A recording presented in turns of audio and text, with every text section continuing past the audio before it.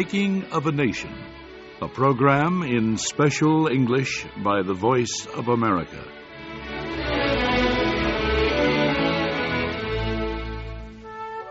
Grover Cleveland was elected President of the United States in 1884. He was the first Democratic Party candidate to win the White House in almost 28 years. Grover Cleveland defeated Senator James Blaine of the Republican Party. The election was very close. Many Republicans did not vote for their own candidate. They voted for Cleveland instead.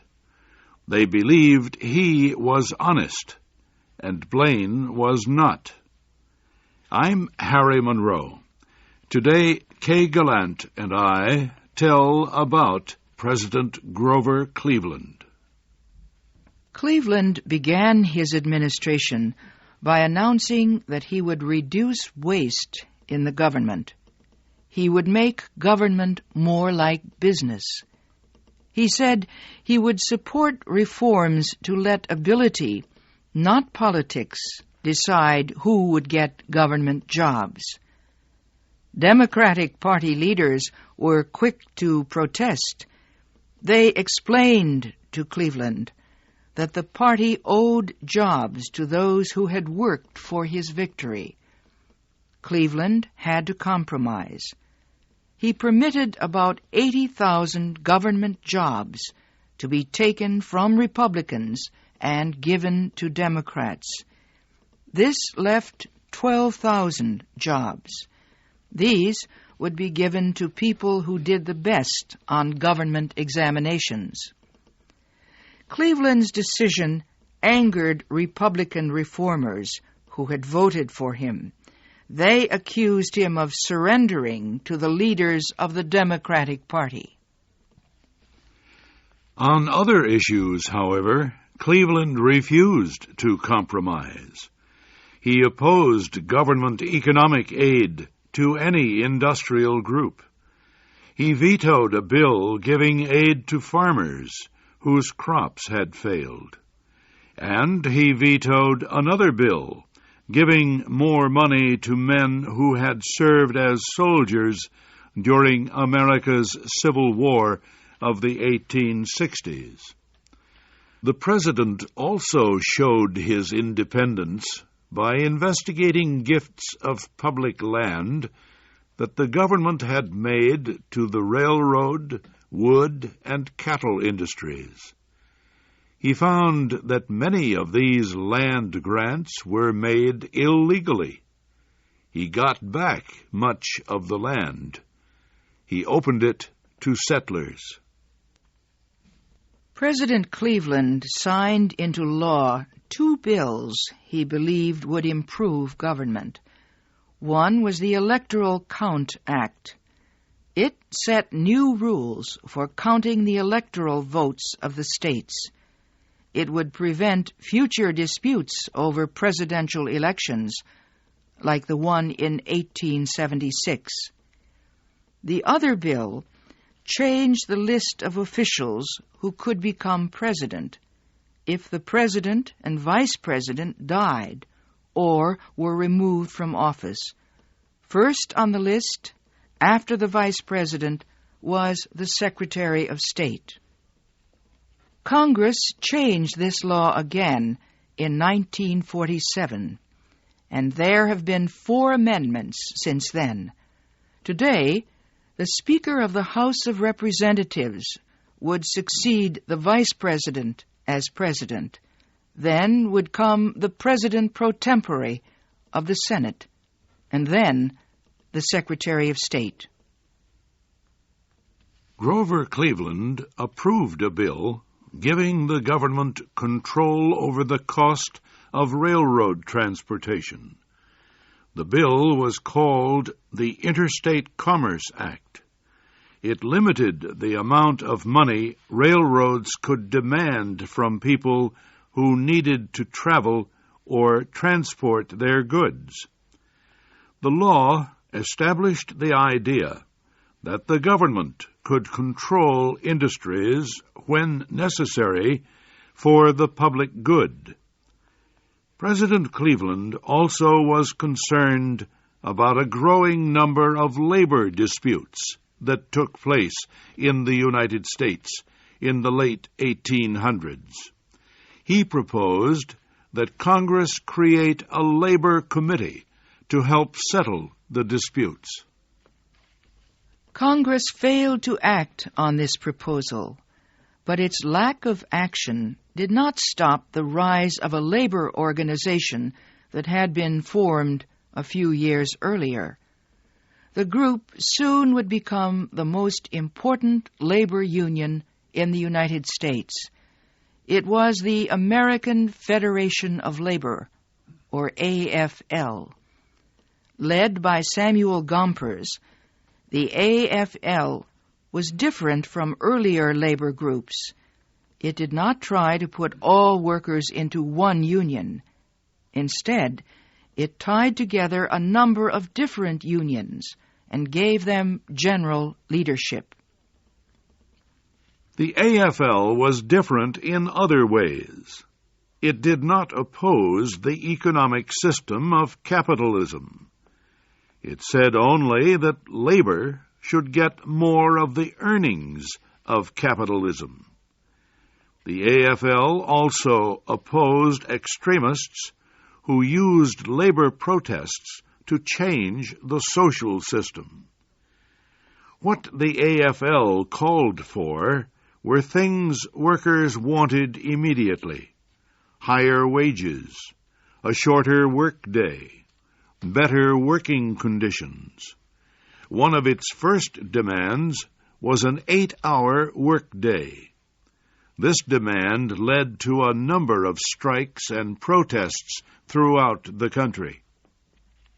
The most serious incident took place in Chicago's Haymarket Square. More than 1,000 Union supporters went to a meeting there, organized by an extremist.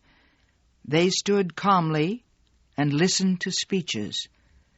Just before the meeting ended, someone threw a bomb into a group of policemen. The bomb exploded with a blinding flash.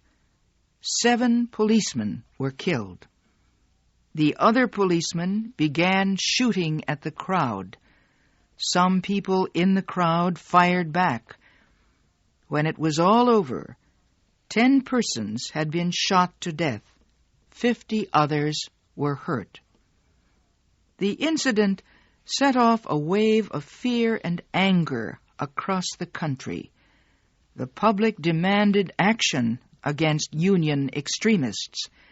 The Haymarket Square violence slowed the growth of organized labor in the United States for many years. It would be some time before labor became a powerful force in national events. In the spring of 1886, President Cleveland announced that he was to be married. The ceremony took place in the White House. A few months later, President Cleveland and the First Lady went to New York City for the official ceremony welcoming the Statue of Liberty. The statue was a gift to the people of the United States from the people of France. It represented the alliance between their two countries during America's war for independence from Britain. The statue was the creation of French artist Frédéric Auguste Bartholdi. He decided to make a statue that would represent freedom, a statue of liberty. He said it should stand on an island in New York Harbor. There, he said, it would welcome all who came to America through that gateway. Bartholdi decided to make a copper statue in the image of a woman, Lady Liberty. High above her head, she would hold a torch of freedom to light the world. The statue's face was the face of Bartholdi's mother. The artist asked French engineer Gustave Eiffel to build a steel support to hold the heavy statue. Eiffel was the man who later built the Eiffel Tower in Paris. The statue was built in France. Then the pieces were sent across the Atlantic Ocean. It was rebuilt in New York. Grover Cleveland and his wife were not the only Americans to attend the Statue of Liberty ceremonies in 1886. Thousands of people crowded onto ships in the harbor to watch the great event. Thousands of others crowded the shorelines around the harbor.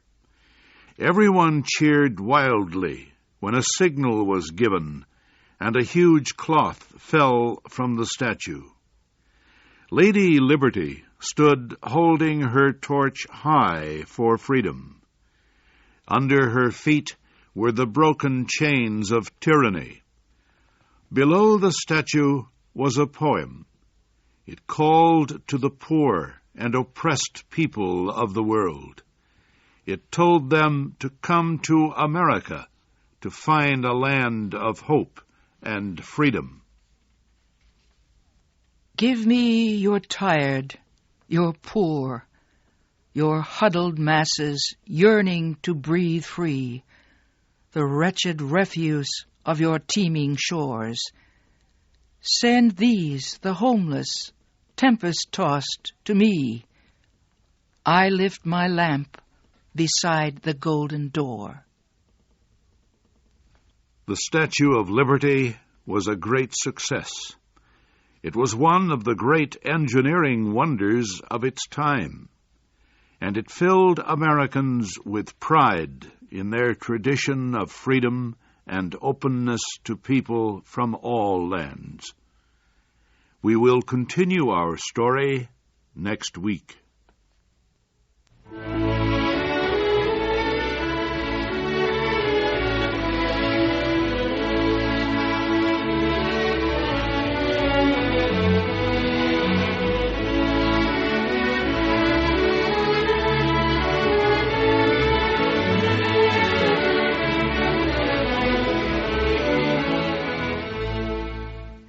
You have been listening to the special English program, The Making of a Nation. Your narrators were Harry Monroe and Kay Gallant. Our program was written by Frank Beardsley. The Voice of America invites you to listen to this program again next week at this same time.